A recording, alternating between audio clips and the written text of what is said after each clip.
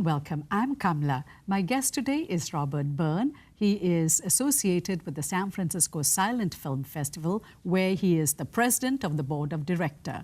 He is also a film restorer, and he started off as an engineer. Welcome. Thank you. It's great to be here. Well, I should call you Rob because that's what you go by. Rob. Rob, yes. Okay.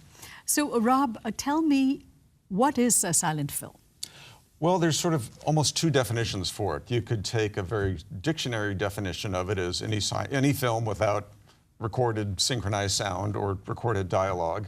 But when we think of it, we really think of what was basically the first 30 years of cinema. Before recorded sound, it became synchronized with moving image.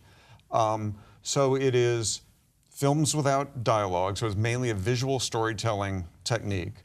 But it's also, again, they make modern silent films today, but when we think of silent films, we think of the silent era. Films that are not only made with a certain technique and the technology of the time, but it's also sort of a window back into now a period 100 years ago. So that is sort of our fascination with these films, is not only are they often great artistic gems, is they are time capsules of what a place looked like, how people behaved, how they thought, how they dressed 100 years ago. Okay, so that 100 years starts somewhere in 1912? Well, so for the silent era, so the first performance of a motion picture for an audience was 1895. So in the first 10 years of film, really first 10, 15 years of film, motion pictures were really a novelty, and they were very, very short. I mean, 30 seconds, 60 seconds, 90 seconds. It took time for the technology to evolve to where they got longer. So that is the social media of that time, if it was just 30 seconds or 60 seconds? It was more like a novelty entertainment. You would go to a theater, like a vaudeville theater, and you would see stage acts and magicians and things like that. And you might also see some motion pictures. Okay. You know, it wouldn't be you went to a cinema, and there was no such thing as a cinema, but it was an entertainment. It was a thing that you would see, and you would see a magic trick or an exotic location or something like that. And it really was another 8 years, we roughly 1903, 1902, when you actually start getting storytelling. And films actually start to get a little longer, meaning out to like 7 minutes, 10 minutes, 12 minutes, and they're very short stories. And that progressed for a little while longer until really 1912, 13, 14, when you got to feature-length films, what we call a feature-length, which is basically an hour or longer. So it's really that period, around 1912, two things happen. Films start to, sort of the emergence of feature films.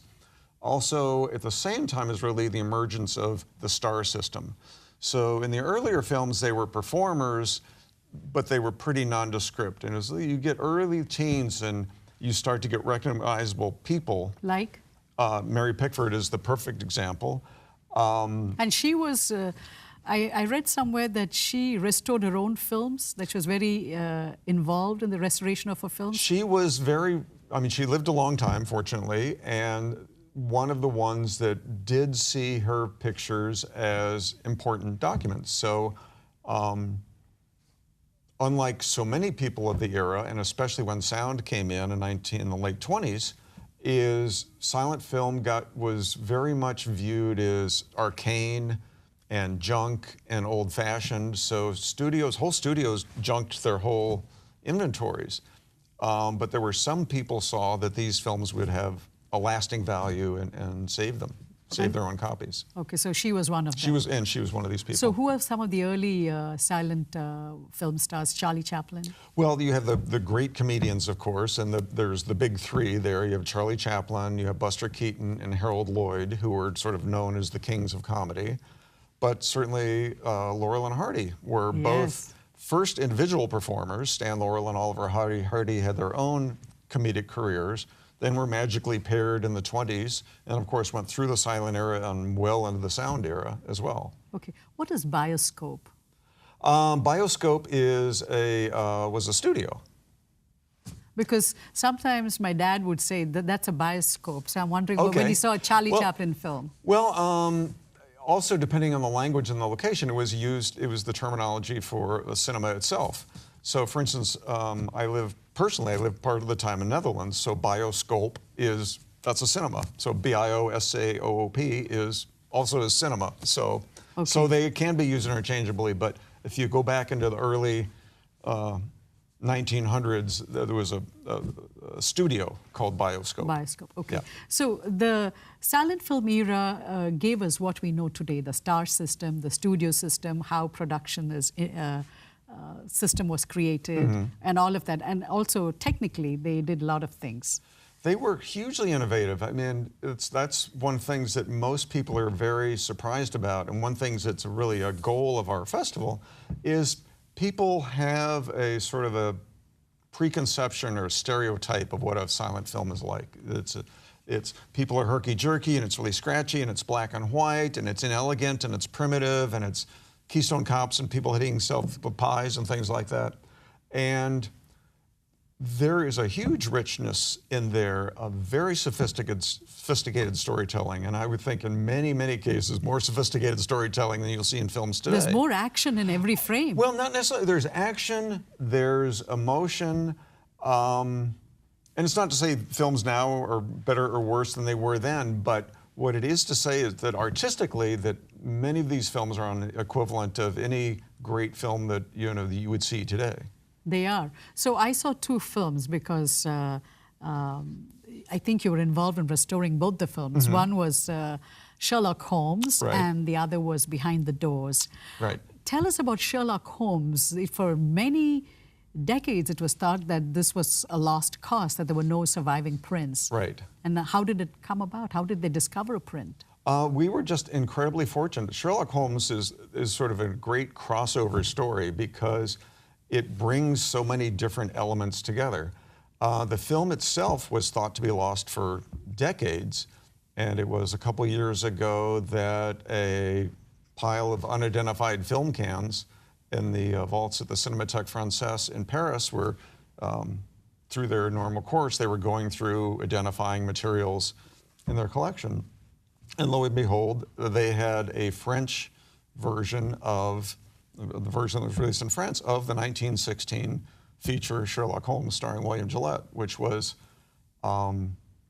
certainly, well, for everybody, but especially for Sherlock Holmes fans, sort of the holy grail of Sherlock Holmes films. Why? Why is it a holy grail? Well, it is really the first. So if you're into Sherlock Holmes lore, if you go back into the 1800s, there's Conan Doyle wrote the stories and then tried to kill off Sherlock Holmes. And because he was tired of him, he wanted to write other things. Finally, Willaim Gillette, who was an incredibly successful stage actor. American. Convinced Conan Doyle that he was the man that should bring Sherlock Holmes to the stage. You mean Conan Doyle, he actually spoke to the author? Yes, yeah. So, I mean, people have been going to Conan Doyle wanting to do plays and bring Holmes to the stage for a long time, and he'd always refused. And with Gillette, he met Gillette and was like, this is the man that will embody Sherlock Holmes. And he gave Gillette permission to write a play, which is the play that we have. He was wildly successful, toured the world with it for years. The character he created, many of the things we associate today with Sherlock Holmes are his inventions. So like we all saw Benedict Cumberbatch as Right. Sherlock Holmes.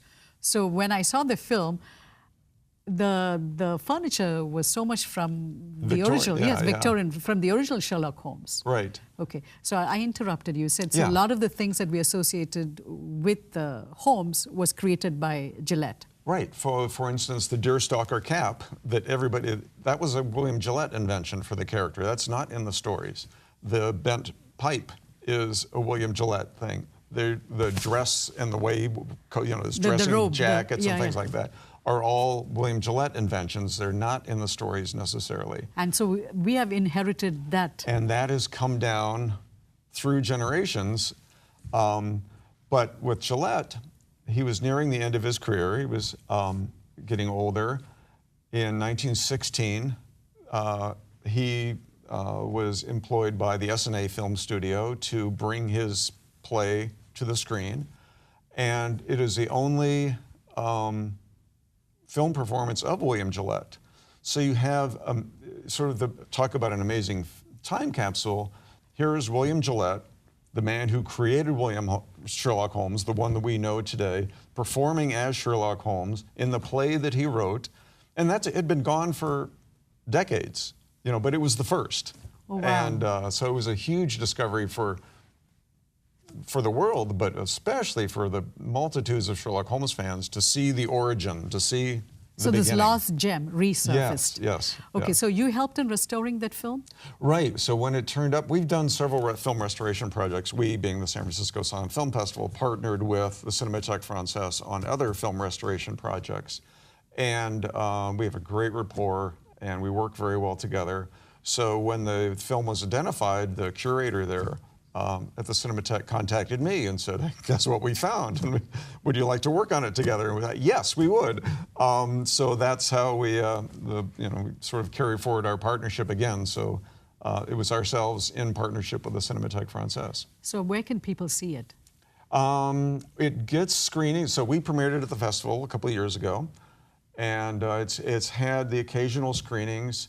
And then because of the wild popularity, we don't do many of our things back onto DVD, but Sherlock Holmes is available on DVD.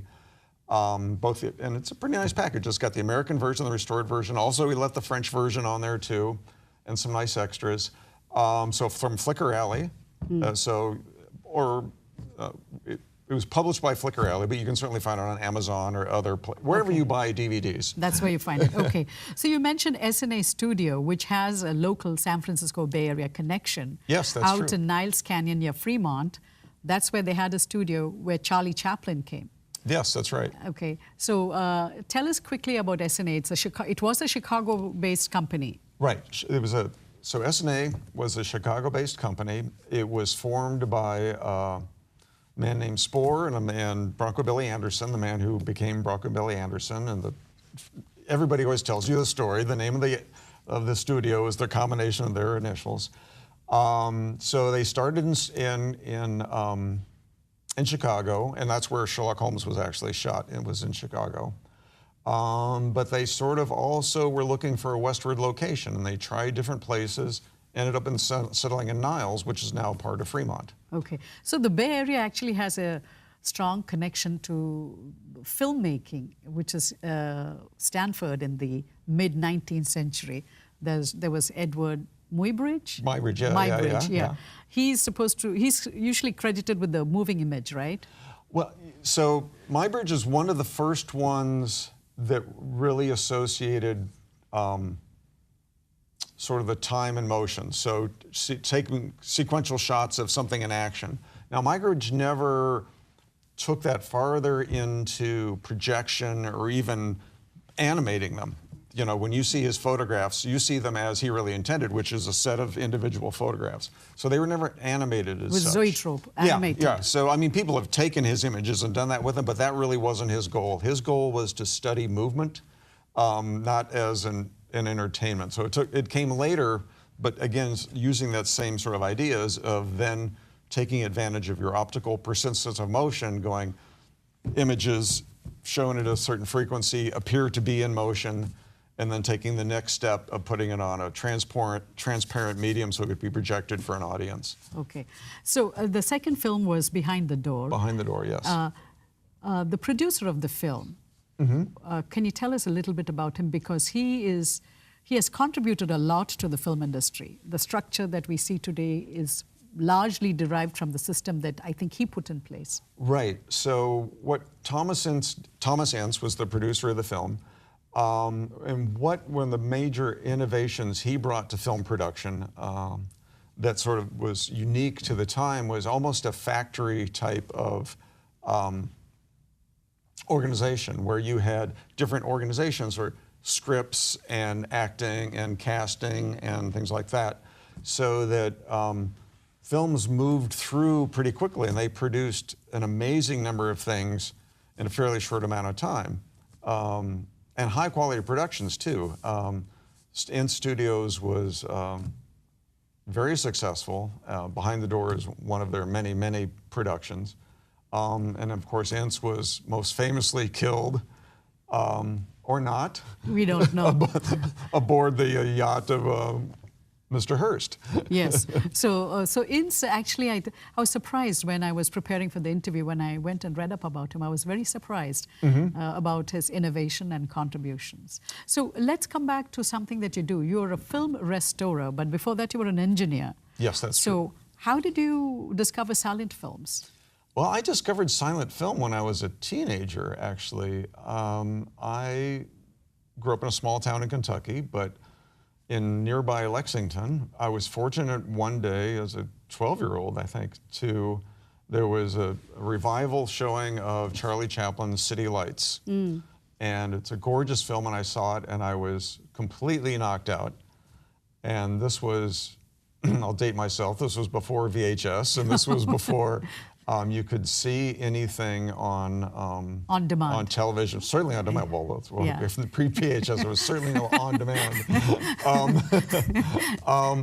But what there was, what I discovered, there was a company called Black Hawk Films, based out of Davenport, Iowa, that you could buy copies of silent films on Super 8 film. You know, so you had a little movie projector, your home movie projector, and you could buy full-length films. Now, looking back, they were ridiculously expensive. You know, I would mow lawns for 2 months in order to buy a 20-minute film, but that's what I did, and I just became enraptured by them, and it just became that when that catalog came every month, you know, I would have saved up and bought another film. That was your gateway drug. That was absolutely. And it was Chaplin too. I always say, you know, the comedians are the gateway drug into the silent era. Okay, and so then you were on your path to becoming a filmmaker. That's what you were studying at UT Austin. Yes, that's right. I was. So I went through college or high school and drama club and all that sort of thing, and went to Austin and was within a semester of graduating with my film major. Film and theater major, and sort of chickened out over the whole prospect of poverty.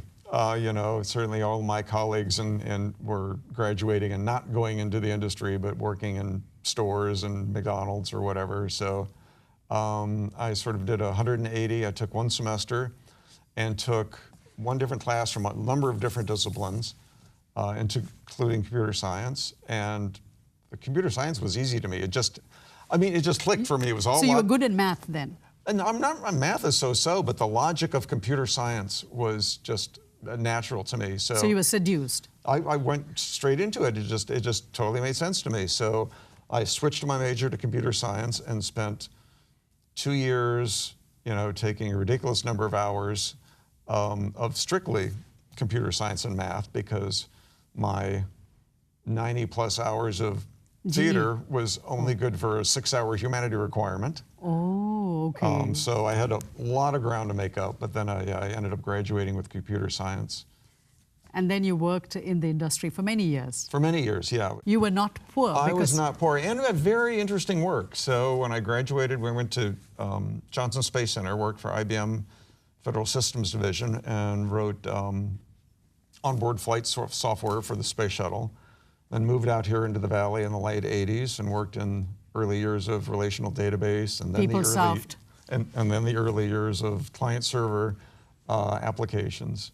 Okay, so you worked in the tech industry, and then you suddenly decided that you wanted to become a film restorer. Is that how it happened suddenly? Well, I didn't start with film restoration. I mean, because it's not like I knew what that was. You know, it's a sort of it's a very niche thing to do, and I would say it's a niche of a niche of a niche. Okay. So it's a nested niche. Yeah, well, I never lost my passion for film, and especially for the silent era. Even though I wasn't engaged in it professionally, I was certainly engaged in it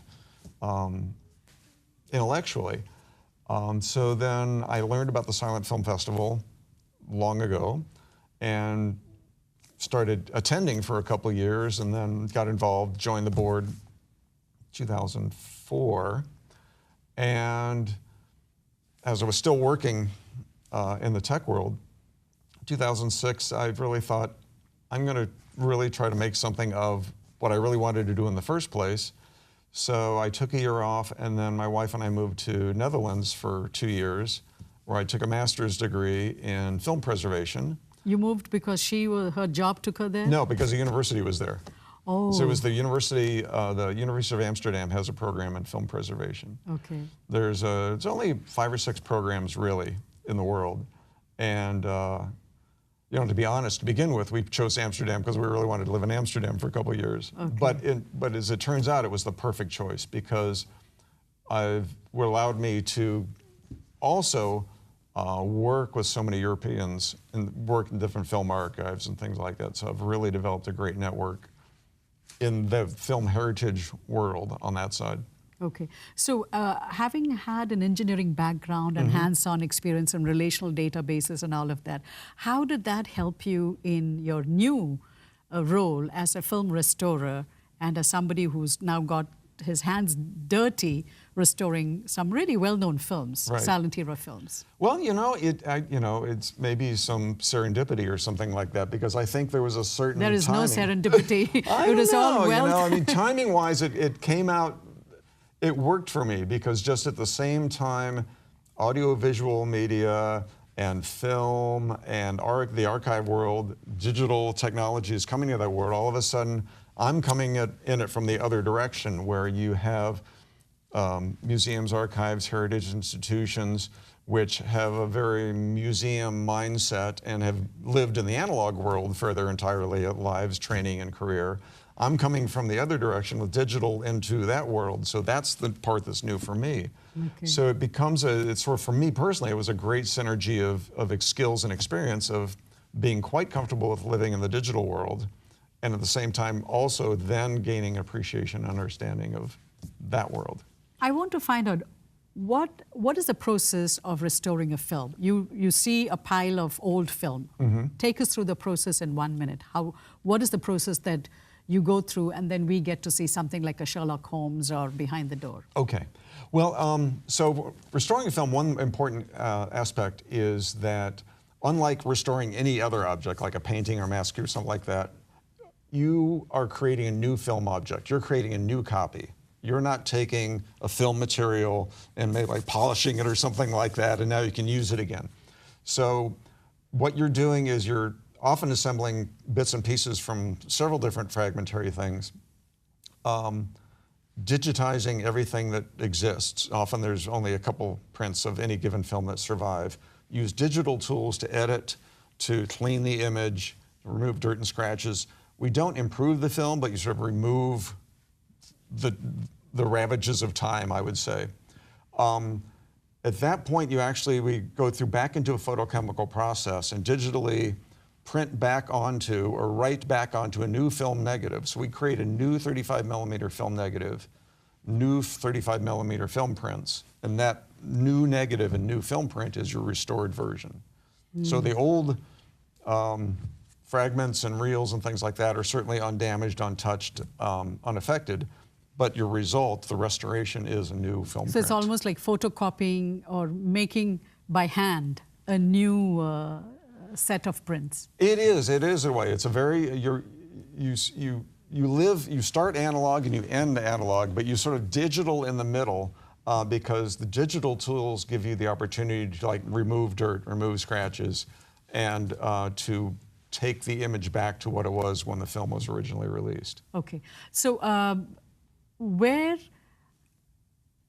we see a silent film, I thought it would be in black and white, but when I saw your films, I saw that there was blue, there was a yellow tinge to it, and it was very different. It just was not what I expected. Were they colored?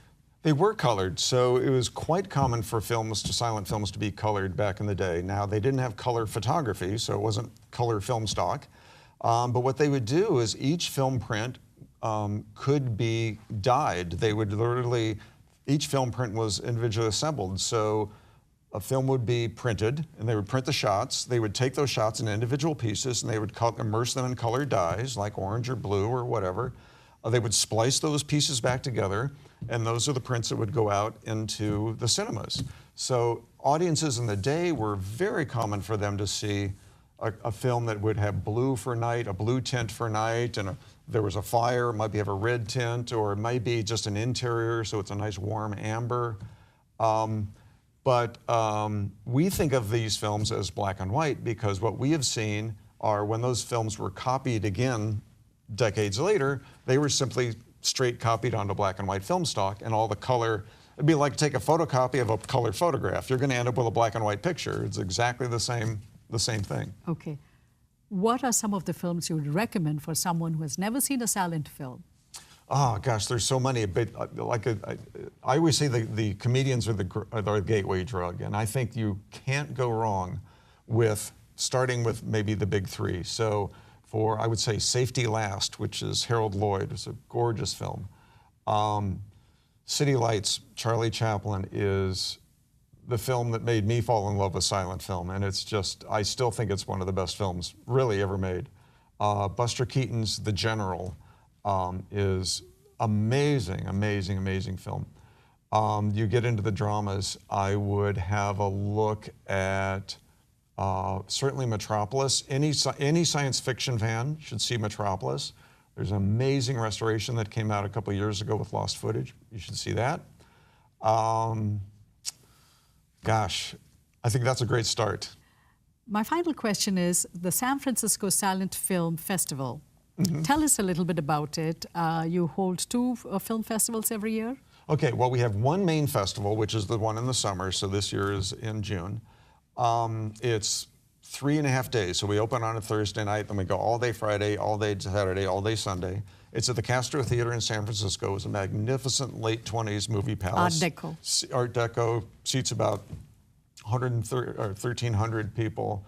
And one important thing is it's all live music. So one important thing about silent film is it's not a rinky-tink piano or some, gag sound effects or something like that. We bring in some of the best musicians in the world that specialize specifically in silent film. And when you get the right film married with the right accompanist or ensemble or orchestra, we have a wide variety of musical experiences during the festival, it's really magic, and it is really more than a sum of the parts. So not only are you seeing an amazing film, but you are really seeing, you're going to a concert. It is performance, and it is a marriage between the two.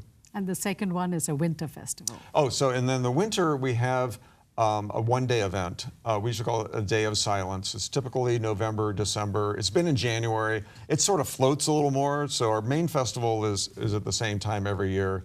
And we usually have that event, the one-day event, and often during the year we'll have one or two other events that, if a special occasion warrants it, we'll do something. And what is your website? It's very easy to remember. We are silentfilm.org. Silentfilm.org. Rob, thank you so much for stopping by and taking us through your passion for silent films and highlighting where we can watch them and what are some of the films we can see. So thank you so much. Well, thank you. It's been a pleasure. And thank you for watching. If you missed any of our shows, you can watch them on our YouTube channel. We'll be back next week with another edition of our show. Until then, goodbye.